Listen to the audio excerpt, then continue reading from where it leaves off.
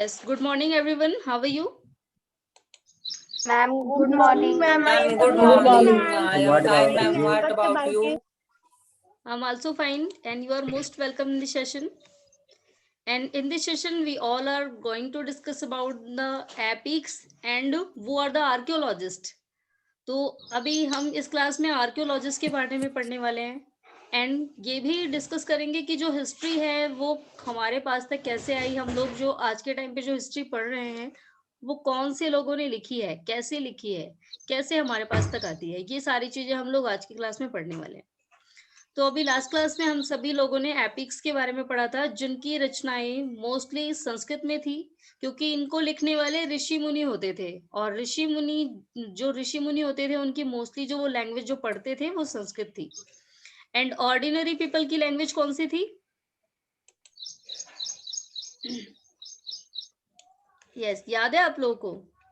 जैसे आज के टाइम पे हम लोग हिंदी में कम्युनिकेट करते हैं एक दूसरे से, तो पहले के टाइम पे लोग कौन सी लैंग्वेज में एक दूसरे से कम्युनिकेट करते थे? तमिल। प्राकृत लैंग्वेज। कंफ्यूज नहीं होना है बेटा, प्राकृत लैंग्वेज। तो ये अब आपको पता है ये प्राकृत भाषा क्यों इसका नाम प्राकृत भाषा क्यों रखा गया है? यानी कि जिस भाषा में हम जिस भाव भंगिमा में एक दूसरे को अपने एक्सप्रेशन समझा पाए।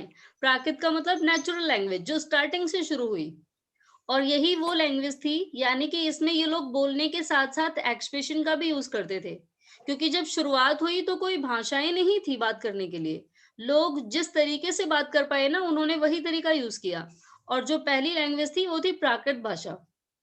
ओके, तो मोस्टली जो लोग थे वो इसी प्राकृत लैंग्वेज का यूज करते थे। अभी आप लोगों को कंफ्यूज नहीं होना है, हिस्ट्री में हम जो लोगों की जो भाषा रही है बोलचाल की वो थी प्राकृत भाषा जो नेचर से ही शुरू हो गई, यानी कि लोगों ने अपने आप इस लैंग्वेज को बनाया। इसमें ये बहुत सारे एक्सप्रेशन यूज करते थे, कुछ वर्ड बोल के भी यूज करते थे जिस तरीके से लोगों को समझा ले जाए। बाकी लैंग्वेज तो बाद में आई थी। ओके, चलिए अब नेक्स्ट वर्ड आता है इंस्क्रिप्शन। अब इंस्क्रिप्शन क्या है? इंस्क्रिप्शन का मतलब होता है, हिंदी में इसे कहा जाता है शिलालेख। तो इंस्क्रिप्शन जो है ये पत्थरों पर या फिर किसी खंभे पर किसी पिलर पे लिखवाए जाते थे। यानी मान लो अभी कोई ग्रेट राजा है, उसे अपना कोई मैसेज अपने प्रजा को पहुंचाना है तो ना तो वो अपने दूतों को भेजते थे सभी के घर घर पे और ना ही खुद जाते थे। क्या करते थे वो, उनका जो मैसेज होता था वो गांव के बीच में जहां पर सेंटर में जो जगह होती थी वहां पर एक पिलर खुदवाते थे और उस पिलर पे वो सारा मैसेज लिखवा देते थे और ये मैसेज प्राकृत लैंग्वेज में ही लिखवाया जाता था जिससे लोग उसे पढ़ के समझ सके। तो अभी हमें इंस्क्रिप्शन के बारे में पढ़ना है। तो these are writing on relatively hard surface such as stone और मेटल। तो इंस्क्रिप्शन यानी कि अभिलेख, ये वो चीजें होती थी, ये कहाँ लिखा जाता था? हार्ड सरफेस पे, या तो किसी पत्थर पे या फिर किसी मीटल पे। तो अभी अगर आपसे पूछा जाए कि इंस्क्रिप्शन क्या है तो inscription is a writing on the hard surface like stone और मीटल। ये हमेशा ही किसी हार्ड चीजों पे लिखा जाता था, या तो पत्थरों पे या फिर किसी मीटल यानी कि धातु पे, लोहे पे, सोने पे, चांदी पे, किसी पे भी। तो sometime kings got their orders inscribed so that the people could see, read and obey them।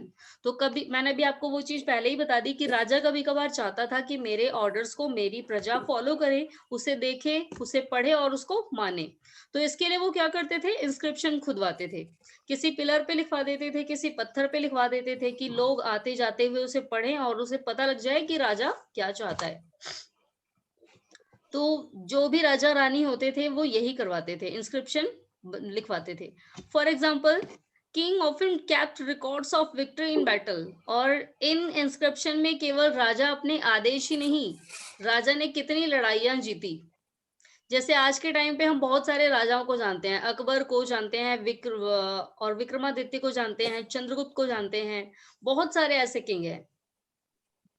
तो उनके बारे में हम क्यों जानते हैं? क्योंकि उनके बारे में हमें किसी इंस्क्रिप्शन में लिखा मिला है कि उन्होंने कौन सी लड़ाइयां जीती थी। तो ये लोग अपनी विक्ट्रीज को भी लिखवाते थे, कितनी लड़ाइयां जीत चुके थे ये लोग, ये उन सभी को इंस्क्रिप्शन पे नोट डाउन कराते थे। ओके, चलिए इतना समझ आ गया सभी को? Yes ma'am. Yes, ma'am. Yes, ma'am. अब आपको देखिए एक बहुत ही पुराना सा इंस्क्रिप्शन दिया हुआ है, एक बार हम ये देख लेते हैं। फिलहाल समझ तो आएगा नहीं, लेकिन देखना है ये कहाँ पर मिला है, कौन से राजा से रिलेटेड है ये। तो ये बहुत ही पुराना इंस्क्रिप्शन है, लगभग आज से 2250 ईयर्स पहले का, यानी कि 2250 साल पहले का है। And was found in Kandahar. तो ये कांधार में मिला है आज के टाइम पे, जो कि अफगानिस्तान में है, हमारे इंडिया में नहीं है। तो ये हमें मिला है अफगानिस्तान, जो कि पुराने टाइम में कांधार था। It was inscript on the order of a ruler named Ashok. तो इसमें एक रूलर के आदेश लिखाए गए हैं, उसके ऑर्डर्स लिखवाए गए हैं इसमें, यानी कि उसने अपने ऑर्डर्स लिखवाए थे कि जो भी लोग इसे देखें, पढ़ें और उसे फॉलो करें। तो ये कौन था? सम्राट अशोक। ये सम्राट अशोक का अभिलेख है। अभी अशोक भी काफी फेमस रहा है, जानते हैं आप लोग अशोक के बारे में? Yes ma'am. Yes ma'am. चलिए, थोड़ी बहुत नॉलेज होगी सबको। चलिए, कौन था अशोक? इस राजा के बारे में क्या पता है आप लोगों को? Yes, show me your hand. कितने बच्चे जानते हैं अशोक के बारे में?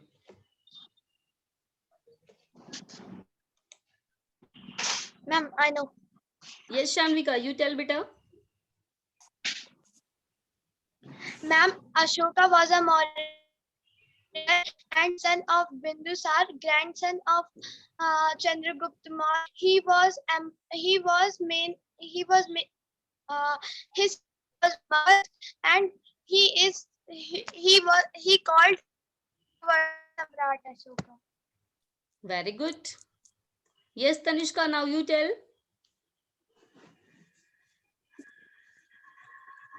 मैम अशोक मैम मौर्य राजवंश के महान सम्राट थे। मैम अशोक का पूरा नाम देवानंपिय अशोक मौर्य था। मैम ये 269 से 232 तक ईसा पूर्व तक इनका राज्यकाल था। Wow, great. चलिए, आप लोगों को हिस्ट्री की पढ़ने के पहले इतनी नॉलेज है, काफी है ये। ग्रेट। अभी हमें यहाँ अशोक के बारे में पढ़ना है। चलिए, अशोक के बारे में इस चैप्टर में नहीं पढ़ना है, अशोक के बारे में हमें पढ़ना है इस चैप्टर में, क्योंकि हमें ये जो हमारी हिस्ट्री है, ये हमें राजाओं के बारे में पढ़ाने के लिए है ही। तो अशोक के बारे में पढ़ना है, लेकिन अभी वो बहुत आगे है वो चैप्टर। आई थिंक 7 या 8 चैप्टर है शायद। तो मैम 8। यस, 8 चैप्टर है शायद।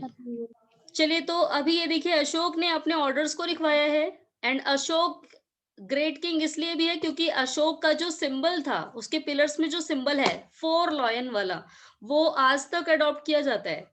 कॉइन्स में पीछे छुपा हुआ है ना वो। मैम पहले जब रुपीस में Yes, भी ma'am. रहता था अशोक का symbol। यस। तो अशोक का जो पिलर है वो भी काफी फेमस रहा है। वो पिलर सांची स्तूप के पास बनाया गया है। सांची स्तूप, जिसको बौद्ध धर्म की मान्यता है, वो उसमें माना जाता है कि भगवान बुद्ध की ग्रेव है, वो कब्र, उसमें उनकी अस्थियां रखी गई हैं। तो उसे भी सम्राट अशोक ने ही बनवाया था।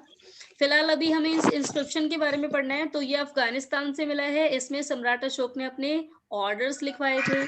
When we write anything, we use a script.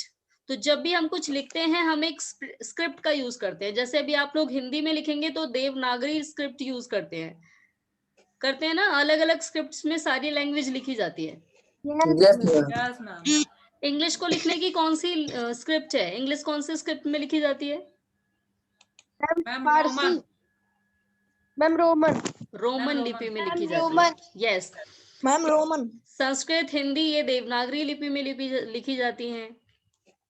तो ऐसे ही कोई भी चीज लिखनी हो तो हमें उसके लिए एक स्क्रिप्ट यूज करनी पड़ती है। स्क्रिप्ट कंसिस्ट ऑफ लेटर और सिंग। तो ये जो स्क्रिप्ट है, ये हमें बताती है कि कौन से लेटर को किस तरीके से बनाना है, क्योंकि अगर हम जितनी भी स्क्रिप्ट देखें तो उसमें लेटर को बनाने का तरीका और जो प्रतीक चिन्ह होते हैं वो सारे ही डिफरेंट होते हैं। When we read what is written or speak, we use a language. तो जब हम पढ़ते हैं क्या लिखा है, जब हम बोलते हैं तो हम अपनी लैंग्वेज का यूज करते हैं। This inscription was inscribed in 2 different script. अब देखिए, ये जो स्क्रिप्ट है ना, ये 2 डिफरेंट लैंग्वेज में लिखी गई है। आपको दिख भी रहा होगा, ये ऊपर वाला अलग टाइप से लिखा हुआ है, नीचे वाला अलग टाइप से लिखा है, लग रहा है ना? Yes, ma'am. Yes ma'am. तो ये देखिए, जो ये दोनों ही जो लिखे गए हैं ना, ये अलग अलग स्क्रिप्ट में लिखे गए हैं। तो पहला जो है वो ऊपर ग्रीक लैंग्वेज में है और दूसरा है अरेमाइक लिपि में। तो पहला वाला ग्रीक लिपि में लिखा गया है और दूसरा है अरेमिक, जिसे ब्राह्मी लिपि भी कहा जाता था। ओके, तो ये जो टॉप वाला है ये ग्रीक लैंग्वेज में लिखा गया और नीचे वाला अरेमाइक या फिर ब्राह्मी लिपि जिसे कहा जाता है, इसमें लिखा गया है। चलिए, अब हमारे लिए ये हो गया। अब नेक्स्ट चीज जो हम सबसे इम्पोर्टेंट पढ़ने वाले हैं, कौन से लोगों का कंट्रीब्यूशन रहा है हमारे पास तक हिस्ट्री पहुंचाने में, कैसे पहुंचाते हैं वो लोग। चलिए, सबसे पहले एक क्वेश्चन पूछा है हमसे ये पर्पल कलर में, can you think of the advantage of writing on a hard surface and what could have been the difficult. तो सबसे पहले, क्या हार्ड चीजों पे लिखवाने के एडवांटेज हैं कुछ आपकी नजरों में? लगता है कोई एडवांटेज होनी चाहिए इसकी? क्या एडवांटेज है हार्ड सरफेस पे लिखवाने के? Yes, anybody tell? Yes, ma'am. Yes शान्विका।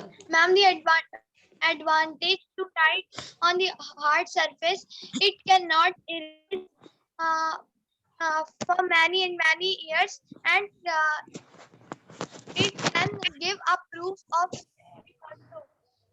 Very good Shanvika. तो देखिए, सबसे बड़ी एडवांटेज इसकी यही है कि ये काफी टाइम बाद आज भी हमें दिखाई दे रहे हैं कि क्या लिखा है इस पे, यानी कि इस इंस्क्रिप्शन पे खुदाई करके लिखवाने के, ये पत्थरों पे डॉट करके किसी इंस्ट्रूमेंट से धार बना करके लिखे गए हैं, क्योंकि इसे किसी पेन या इंक से नहीं लिखा गया है, इसे किसी इंस्ट्रूमेंट से पत्थरों पे उकेर के बनाया गया है। जैसे हम लोग खुदाई करते हैं ना, उस टाइप से खुदाई करके बनाया गया है। और यही कारण है कि ये आज के टाइम पे जैसे का वैसे ही लिखा है। और इन चीजों पे लिखवाने का यही एडवांटेज है कि ये मैसेज बहुत ही लॉन्ग टाइम तक रखा जा सकता है। अगर इसकी बजाय ये मैसेज किसी बुक में किसी पेन से लिखा गया होता तो ये हो सकता है कि आज के टाइम पे ना बचा होता, हो सकता है ना। तो एडवांटेज इसकी यही है कि आज के टाइम पे भी ये बचा हुआ है। चलिए, अब नेक्स्ट टॉपिक पे आते हैं। तो there were many other things that were made and used in the past. तो अभी हमने एक चीज पढ़ी है इंस्क्रिप्शन, लेकिन इंस्क्रिप्शन ही नहीं है जिसके बारे में हमें, जो हमें हिस्ट्री के बारे में बताता है। बहुत सारी चीजें हैं जिनसे हमें हिस्ट्री के बारे में पता लगता है।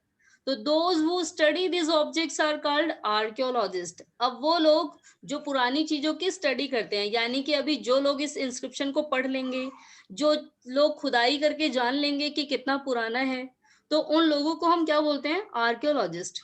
तो आर्कियोलॉजिस्ट ही हैं जिन्होंने हमारे पास तक ये हिस्ट्री पहुंचाई है। ओके, अब तो आपको इनका नाम याद रखना है, आर्कियोलॉजिस्ट, जो पास्ट में मिली हुई चीजों की स्टडी करते हैं। तो अब दूसरा देखिए और क्या बताया है, ये किन किन चीजों की स्टडी करते हैं। They study the remains of building made of stone and brick.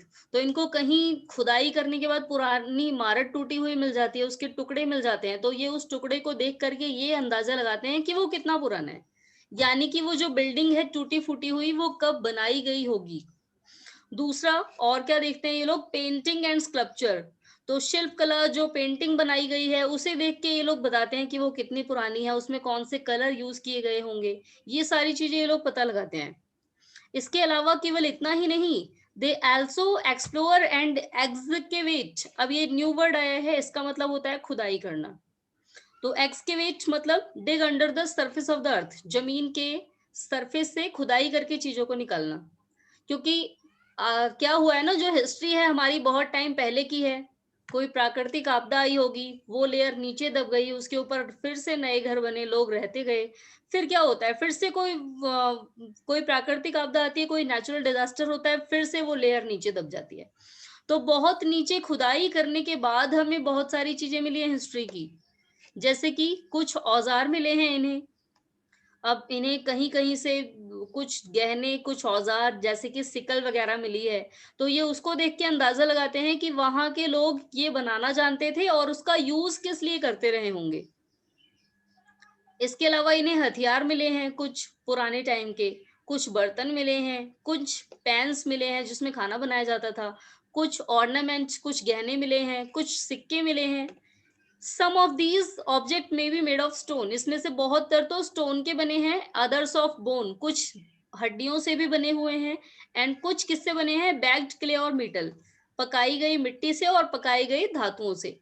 तो इन सारी चीजों की स्टडी करके इन लोगों ने हमें ये सारी चीजें, जो अभी हम आगे आने वाले चैप्टर पढ़ेंगे ना, इन लोगों ने बहुत सारी मेहनत करके इन सारी चीजों की स्टडी करके हमको ये सारी बातें बताई हैं। तो objects that are made of hard imperishable substances usually survive for a long time. अब ये जो चीजें बनाई गई थी, देखिए ये बहुत ही हार्ड है। इम्पेरिशेबल, पेरिशेबल होता है नष्ट होने वाले, एंड इम्पेरिशेबल का मतलब ना नष्ट होने वाले। तो इन्होंने जो चीजें बनाई थी बहुत ही हार्ड, बहुत ही मजबूत हैं, ना खत्म होने वाली हैं, जो बहुत ही लंबे टाइम तक सरवाइव कर सके। समझ आ गया आप लोगों को ये किन किन चीजों की स्टडी करते हैं ये लोग? Yes ma'am. Yes ma'am. तो अभी आर्कियोलॉजिस्ट के बारे में याद रखना है किन किन चीजों की स्टडी करते हैं ये। चलिए अब आगे और क्या दिया है हमें।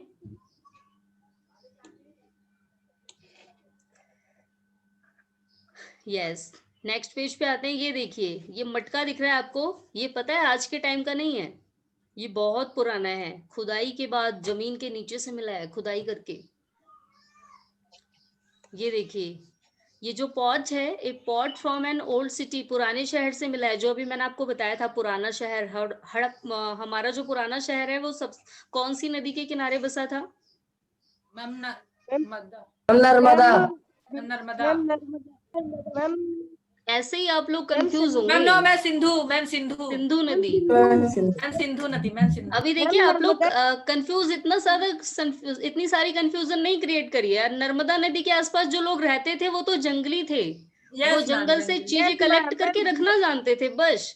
शहरी थोड़ी थे वो लोग, घर थोड़ी बनाना जानते थे। तो ये जो नया शहर बसा था, यानी कहाँ के लोगों ने घर बना के रहना शुरू किया था सबसे पहले? सिंधु नदी के पास।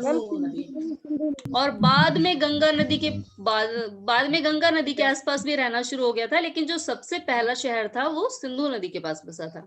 तो ये जो बर्तन है उन्हीं सिंधु नदी के आसपास बसे लोगों का है, यानी कि वहां से खुदाई करने के बाद हमें ये बर्तन मिला है।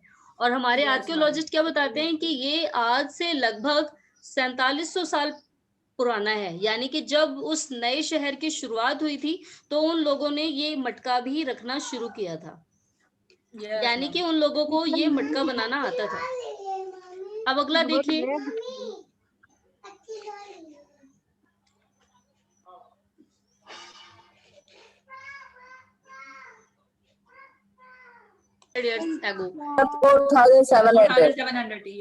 यस, यानी कि जो सबसे पहले जो शहर बसा था उसके जो लोग थे वो इस बर्तन को यूज करते थे। अब किस लिए करते होंगे शायद वो भी बताया हो हमें आगे। तो देखिए ये अब यहाँ क्या दिया है हमें, एक और चीज दी है। An old silver coin such as this one were is used from about 2500 years ago। तो ये कॉइन्स है, यानी कि सिक्के, जैसे आज के टाइम पे हम लोग 1 रुपी, 10 रुपी, 5 रुपी कॉइन यूज करते हैं ना, उस टाइम के लोग इस तरीके के कॉइन यूज करते थे।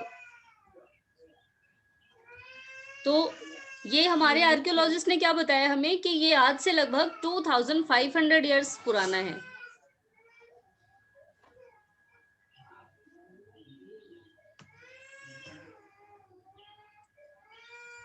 ये दोनों कॉइन्स दिख रहे हैं आपको? Yes ma'am. ये दोनों कॉइन्स सेम टाइम के ही हैं, ये आज से लगभग 2500 साल पुराने हैं। अब आगे देखिए और क्या बताया हमें। Archaeologist also look for bones of animals, bird and fish to find out what people ate in the past. अब हमारे आर्कियोलॉजिस्ट को कुछ एनिमल्स की बोन्स भी मिली हैं, कुछ जानवरों की हड्डियां, जैसे कि कुछ बर्ड की, कुछ फिश की, जिससे उन लोगों ने ये पता लगाया है कि उस टाइम के लोग जो हैं वो कुछ जानवरों को भी मार के खाते थे, यानी कि फिश और कुछ बर्ड्स को भी वो लोग मार के खाते थे, उनका भी शिकार करते थे। अब पौधे की वो लोग कौन कौन से अनाज खाते थे ये कैसे पता लगता है, क्योंकि जो अनाज है वो तो कुछ ही टाइम पे मिट्टी में मिल करके सड़ जाते हैं, खराब हो जाते हैं ना वो। Yes, ma'am. तो मैम आज से 2500 साल पहले या फिर काफी हजार साल पहले लोग क्या खाते रहे होंगे, ये कैसे पता लगाया जाता है? तो ये हमारे आर्कियोलॉजिस्ट ने कैसे पता लगाया है कि वो लोग जब खाना पकाते थे तो कुछ चीजें जो जल जाती थी, यानी कि जो ब्लैक कलर का हो जाता है, तो वो उन्हें जमीन के नीचे से खुदाई करने के बाद मिला है। और उसी जले हुए अनाज से वो पता लगाते हैं कि वो जो लोग थे वो कौन कौन सा अनाज यूज करते थे। चलिए भी नेक्स्ट एक और चीज पूछी है, do you think clothes is found frequently by archaeologist? क्या हमारे आर्कियोलॉजिस्ट को कपड़े भी मिले होंगे खुदाई करने के बाद?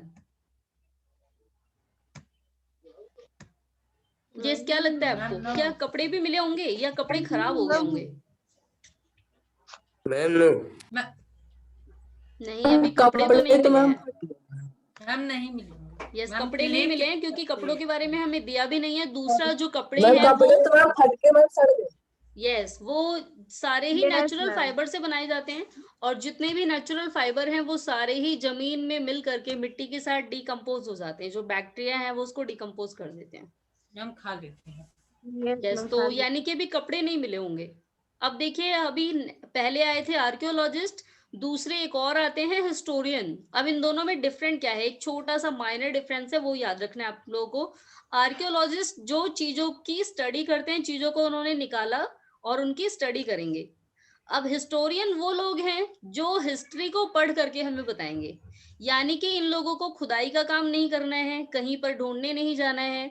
इन लोगों को जो पुरानी बुक्स मिली है, यानी कि हिस्टोरियन वो लोग हैं जो पुरानी बुक्स मिली है किसी भी लैंग्वेज में हो, वो ट्रांसलेट करके हमें बताते हैं कि एक्चुअल में उसमें लिखा क्या है। ओके, तो स्कॉलर्स वो लोग हैं जो हिस्ट्री की स्टडी करते हैं, पास्ट की स्टडी करते हैं, ये हैं इतिहासकार। और आर्कियोलॉजिस्ट होते हैं हमारे पुरातत्व शास्त्री, जो पुरानी चीजों की खोज करके हमें बताते हैं। तो ये जो हिस्टोरियन है, ये मनुस्क्रिप्ट के थ्रू, मनुस्क्रिप्ट में क्या लिखा है, क्योंकि मनुस्क्रिप्ट को पढ़ पाना वो अलग अलग स्क्रिप्ट में लिखा गया है, हर किसी के लिए पॉसिबल नहीं है पढ़ना। तो ये हिस्टोरियन ही है जो उस मनुस्क्रिप्ट की स्टडी करके बताते हैं कि एक्चुअल में मनुस्क्रिप्ट में लिखा क्या है। या फिर किसी इंस्क्रिप्शन की स्टडी करते हैं, या फिर किसी आर्कियोलॉजी की भी स्टडी करते हैं। यानी कि आर्कियोलॉजिस्ट ने जो चीजें ढूंढ के दी, ये हिस्टोरियन उनकी भी स्टडी करके हिस्ट्री लिखते हैं। अब आगे और क्या बताया हमें, when sources are found learning about the past become an adventure. अब देखिए, जो भी हमें हिस्ट्री के बारे में पता लगता है, जो भी कुछ मिला, जो भी हम अपनी हिस्ट्री के बारे में जान पा रहे हैं, सब कुछ एक एडवेंचर है। क्योंकि अगर हमारे आर्कियोलॉजिस्ट नहीं होते, हमारे हिस्टोरियन नहीं होते, तो क्या हुआ था कितने साल पहले, क्या चीजें थी, हमें पता ही नहीं लगता, नहीं पता लगता ना। Yes, ma'am. Yes, तो ma'am. ये एक एडवेंचर है, यानी कि एक नामुमकिन काम जो हमारे पास तक आ गया है, हम लोग को पता लगता है, हम लोग पढ़ पा रहे हैं। ये एक्चुअल में बहुत ही मुश्किल काम होता है, उन लोगों को कितनी मेहनत करनी पड़ती होगी उन चीजों को पहचानने में, ढूंढने में। और दूसरा फिर और मान लो ढूंढ भी लिया, अब स्टेप बाय स्टेप कि कौन सी चीज कितनी साल पुरानी है, पहले क्या मिला होगा, ये भी तो बहुत मुश्किल है ना। तो ये जो हमारे हिस्टोरियन हैं, ये एक डिटेक्टिव की तरह Yes, होते हैं, ma'am. बिल्कुल जस्ट लाइक अ डिटेक्टिव, जासूस। चीजों को देखते ही पहचान जाना कि कौन सी चीज ज्यादा पुरानी है। अगर मान लो 2-3 बर्तन रख दिए गए सामने खुदाई से किए हुए, हमको तो सारे ही लगेंगे पुराने हैं। लेकिन जो आर्कियोलॉजिस्ट हैं, वो उसकी मिट्टी को देख के, उसकी टाइप को देख के ये बता देंगे कि इन तीनों में से पुराना कौन सा है। तो बिल्कुल डिटेक्टिव वाली नजर होती है उनकी। अब ये इन सारी चीजों को एक क्लू के रूप में यूज करके, एक हिंट के रूप में यूज करके पूरे पास्ट की रचना करते हैं। ओके, Yes, चलिए, ma'am. इतना समझ आ गया सभी को? Yes, ma'am. Yes ma'am. Yes, ma'am. किसी को कोई डाउट तो नहीं है? No, ma'am. No, ma'am. No, ma'am.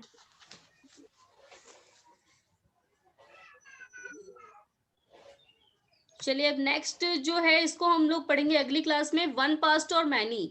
क्या हमारा एक ही इतिहास है पूरी दुनिया का, या सभी का अलग अलग है? मान लो जैसे हमारे इंडिया का अलग, चाइना का अलग हो गया, दूसरी कंट्री का अलग हो गया, तो क्या एक ही इतिहास है या फिर अनेकों हैं? ये हमें पढ़ना है अगली Ma'am, क्लास में। और साथ ही एक चीज और पढ़नी है, डेट्स। तो ये दोनों ही टॉपिक हम लोग नेक्स्ट क्लास में पढ़ेंगे। ओके बेटा? Yes, ma'am. Yes, ma'am. Yes. चलिए, तो अभी हमने आज केवल एक ही टॉपिक पढ़ा है और आई होप सभी को समझ आ गया होगा। Yes, ma'am. Yes, ma'am. ये लास्ट वाला टॉपिक पढ़ लेते हैं हम, लेटर विथ डेट्स। तो आप सभी को ध्यान से सुनना है क्योंकि इससे ना हिंट मिलेगी हमें। मैं फिलहाल ये आपको बता चुकी हूँ, एक बार मुझे ध्यान है मैंने आपको क्लास में बताया था। Yes, ma'am. चलिए, तो अभी रिवाइज हो जाएगा AMB. फिर से। देखिए, बीसी हम लोग क्यों यूज करते हैं? बिफोर क्रिस्ट, यानी जो Yes, चीजें ma'am. जीसस क्रिस्ट के जन्म के पहले हुई उसके लिए क्या लगाते हैं? बीसी, यानी कि before BC. Christ era. You will sometimes find AD. अब कहीं कहीं पर हमें एडी भी मिला, एडी लिखा मिलता है। तो एडी जो है ये क्या बताता है? ये लैटिन वर्ड से बना है जिसका मतलब होता है एनो डोमिनी, और एनो डोमिनी की मीनिंग होती है in the year of Lord, यानी कि जिस साल भगवान जीसस क्रिस्ट का जन्म हुआ सेम उसी साल। So 2012 can also be written as AD 2012। तो देखिए 2012 को हम लोग क्या लिखेंगे? एडी 2012, यानी कि भगवान जीसस क्रिस्ट के जन्म के एग्जैक्ट जिस साल उनका जन्म था उसके एग्जैक्ट 2012 साल बाद। ओके, तो ये एनो डोमिनी कौन सा ईयर है? The year of the Lord. अब दूसरा देखिए, बीसी हो गया, बिफोर क्रिस्ट, जो डेट हम लोग जीसस क्रिस्ट के जन्म से पहले होने वाली घटनाओं के लिए यूज करते हैं। एडी कहाँ यूज होता है? सेम उसी साल के लिए यूज करते हैं। सीई कहाँ यूज होता है? CE is use instead of AD and BCE. This letter CE stands for common era. तो सीई जो है ना, ये जब भी आपको सीई मिलेगा केवल लर्न क्या रखना है आपको? बीसी और एडी, ये दोनों लर्न हो गया ना तो सीई अपने आप लर्न हो जाएगा। क्योंकि मान लो कोई सेंटेंस शुरू किया गया, उसमें बताया कि कोई घटना इतने बीसी पहले हुई, यानी कि भगवान जीसस क्रिस्ट के जन्म से मान लो 1400 साल पहले या 800 साल पहले कोई घटना हुई। फिर सेम उसी सेंटेंस में बात करते करते आपको सीई भी दे दिया जाएगा, यानी कि सेम उसी एरा में, कॉमन एरा। ओके, सेम उसी एरा में। या फिर कोई दूसरा सेंटेंस दिया जाए जिसमें आपको एडी से शुरू करके बताया हो कि भगवान जीसस क्रिस्ट के जन्म के साल के एग्जैक्ट इतने साल बाद वो घटना हुई। फिर 2-3 लाइन नीचे उसी सेंटेंस में आपको दे दिया जाएगा सीई, यानी कि इसी कॉमन एरा में ये भी घटना हुई। ओके, तो सीई का मतलब कॉमन एरा। सीई को हम लोग बीसीई वाले सेंटेंस में भी देख सकते हैं और एडी वाले सेंटेंसेस में भी देख सकते हैं, एडी वाले पैराग्राफ में भी। ओके, समझ आ गया आप सभी को? Yes, ma'am. Yes, ma'am. बाकी आपको लास्ट में बीपी दिया है, ये फिलहाल कहीं दिखता नहीं, पूरी बुक में मुझे दिखा नहीं है। केवल आपको याद रखना है बीपी का मतलब क्या होता है? बिफोर प्रेजेंट, यानी कि प्रेजेंट से पहले, आज से पहले। तो लर्न करने वाली जो चीज है वो एक तो बीसी यानी कि बिफोर क्रिस्ट एरा, एनो डोमिनी यानी कि जो कौन सा ईयर है? In the year of the Lord, भगवान कृष्ण जीसस क्रिस्ट के जन्म के साल। और फिर जो सीई आएगा ये तो कॉमन एरा है, इसको हम एडी के साथ भी यूज कर सकते हैं और बीसी के साथ भी यूज कर सकते हैं। Okay, Yes, ma'am. चलिए समझ आ गया सभी को?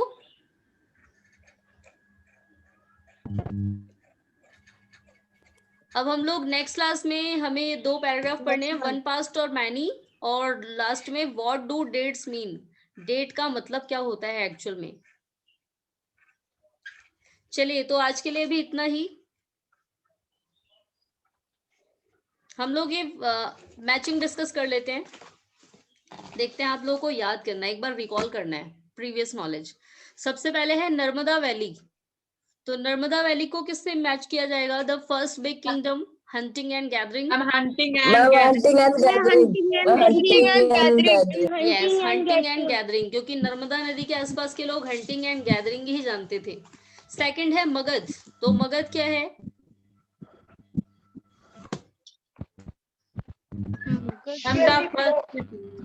द फर्स्ट बिग किंगडम, सबसे बड़ा अंपायर, क्योंकि सबसे पहला जो राजवंश था वो मगध से ही शुरू हुआ था, जो कि प्रेजेंट टाइम में बिहार में है।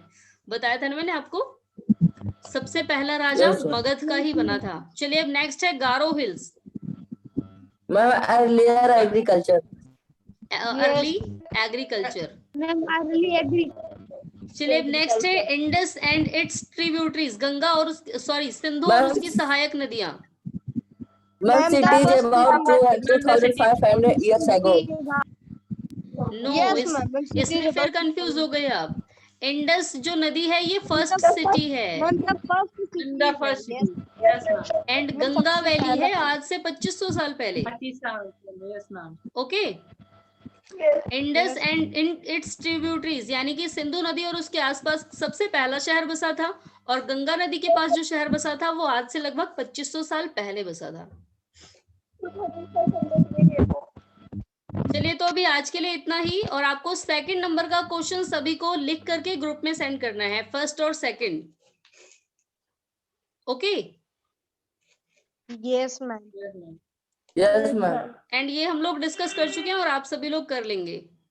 चलिए बेटा तो अभी आज के लिए इतना ही। Good bye everyone. I'm good.